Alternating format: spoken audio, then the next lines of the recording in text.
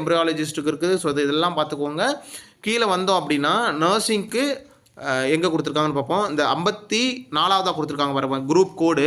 Ace educator cum counsellor, ANM, nursing officer, public health nurses, senior nursing officer இவங்க எல்லாத்துக்கும் பார்த்தீங்கன்னா 26ஆம் தேதி மார்னிங் ஷிஃப்ட்டில் தான் உங்களுக்கு வந்து எக்ஸாம் இருக்கும். 26ஆம் தேதி மார்னிங் ஷிஃப்ட்டில் எக்ஸாம் இருக்கும்.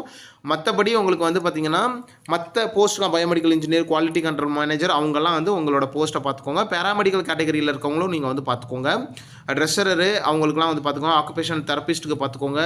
ஸோ இந்த மாதிரி எல்லா போஸ்ட்டுக்கும் நீங்கள் வந்து செக் பண்ணி பார்த்துக்கோங்க. இதுக்கான நோட்டிஃபிகேஷன் உங்களுக்கு வராது, கண்டிப்பாக வந்திருக்காது. ஆனால் இது வந்து எக்ஸ்ட்ரா வீடியோஸ் தான்.